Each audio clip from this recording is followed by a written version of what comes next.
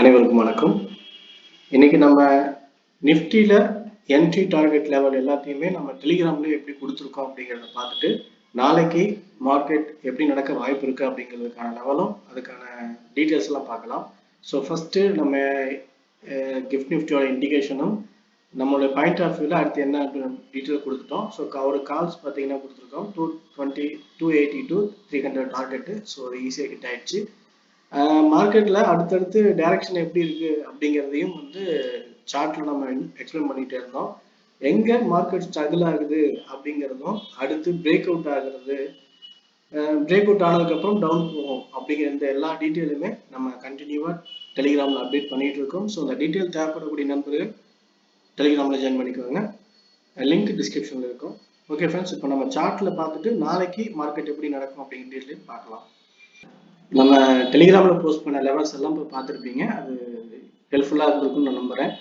Okay friends, இப்போ chart அனாலிசிஸில் நம்மளோட point of வியூவில் நம்ம ஏற்கனவே பேசியிருந்தோம். ப்ரீவியஸ் வீடியோஸ் சொன்னது 22,800 சப்போர்ட்டு, 23,200 வரைக்கும் நமக்கான டார்கெட் 200 to 250 அப்படிங்கிற இந்த லெவல் வரைக்கும் மேலே போகிறதுக்கான வாய்ப்பு இருக்குது அப்படின்னு நம்ம பார்த்துருந்தோம். ஸோ இது நடந்துச்சு. அதுக்கப்புறம் செல்லர் ப்ரெஷர் அதிகமாகும் போது அங்கிருந்து சடனாக கீழே க்ளோசிங் டவுனில் வச்சிருக்கு. ஸோ இப்போ நம்ம என்ன நினைக்கலாம், மார்க்கெட் மறுபடியும் மேலே போகுமா இல்லை கீழே இறங்குமா இல்லை ரெண்டுக்கு நடுவில் ரேஞ்ச் ஃபார்ம் ஆகுமா அப்படிங்கிற விஷயம் தான். ஸோ நான் இதை எப்படி பார்க்குறேன் அப்படிங்கிற விஷயத்த பார்க்கறதுக்கு முன்னாடி இப்போ ஒவ்வொரு ரெசிஸ்டன்ட்லையுமே செல்லிங் ப்ரெஷர் அதிகமாக இருக்கிறதுக்கான ரீசன்ஸ் அப்படிங்கிறது எஃப்ஐஐயோட செல்லிங் ப்ரெஷர்ஸ் கண்டினியூஸாக இருந்துக்கிட்டே இருக்குது அப்படிங்கிறது மட்டும் இல்லாமல் நமக்கு நிறைய பாசிட்டிவ் நியூஸ் வந்தாலும் அதோடைய இம்பேக்ட் பெருசாக அதில் ரியாக்ட் ஆகலை.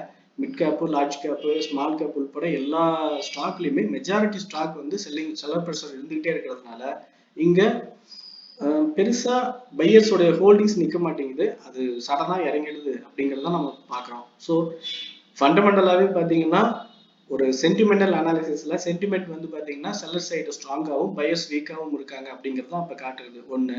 ரெண்டாவது டெக்னிக்கல் அனாலிசிஸ், டெக்னிக்கலாகவே நம்ம பார்க்கும்போது பையர் ப்ரெஷரை விட செல்லிங் ப்ரெஷர் அதிகமாக இருக்குது அப்படிங்கிறது நம்ம இங்கேயும் பார்க்குறோம். At the same time open interest அக்யூமுலேஷனும் கூட பார்த்தீங்கன்னா 22,500, 23,000, 22,500 தான் ஸ்ட்ராங்கஸ்ட் சப்போர்ட் லெவலாக கீழே இருக்குது. அட் த சேம் டைம் அடுத்த சப்போர்ட் ரெசிஸ்டன்ட் அப்படின்னு பார்த்தோன்னா ஒவ்வொரு 100லையும் ஒவ்வொரு 300 பாயிண்ட்ஸ் கேப்பில் தான் அக்யூமுலேஷன் பண்ணிட்டு இருக்காங்க ஓப்பன் இன்ட்ரெஸ்ட்டில். ஆனால் ரெசிஸ்டன்ட் பார்த்தீங்கன்னா 23,300, 23,500, 23,600ன்னு ஒவ்வொரு 200 பாயிண்ட்லையும் 100 பாயிண்ட்லையும் பார்த்தீங்கன்னா செல்லர் அக்யூமுலேஷன் ஸ்ட்ராங்காக இருக்காங்க. ஸோ ஸ்ட்ராங் ரெசிஸ்டண்ட்டாக ரியாக்ட் ஆகிறதுக்கான பாசிபிலிட்டிஸ் ரொம்ப அதிகமாக இருக்குது. ஸோ எல்லா இடத்துலையுமே செல்லிங் ப்ரெஷர் அதிகமாக இருக்குது அப்படிங்கிறதுக்கான இன்டிமேஷன் கண்டினியூவாக இருக்குது. ஸோ இதை நம்ம மைண்டில் வச்சுக்கணும்.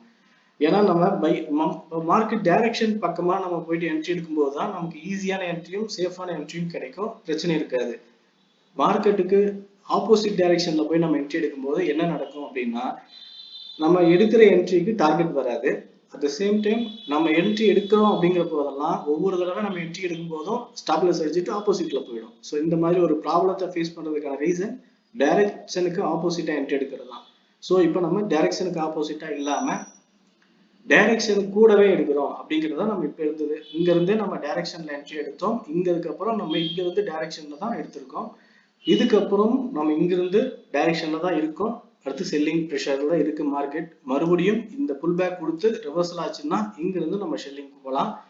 At the same time 23,250 level break out ஆனால் இன்கேஸ் கேப் அப்ல ஓப்பன் ஆகி ஒரு ஹையர் ப்ரெஷரோட மேலே ஏத்துனாங்க அப்படின்னா இந்த லெவலுக்கு மேல போகும் பட்சத்துல நம்ம அங்கிருந்து 100 பாயிண்ட்ஸ் மட்டும் பிளான் வச்சுக்கிறது சேஃப். அதுக்கு மேல அதாவது 100 to 150 பாயிண்ட்ஸ் அதிகபட்சமான பாயிண்ட்ஸ் எல்லாம் நம்ம எங்காவது ரேலி மாதிரியான விஷயங்களை வச்சு பண்ண வேண்டாம். இங்க நம்ம இந்த லெவல் வச்சுட்டு புக் பண்ணிக்கிறது சேஃபா இருக்கும்.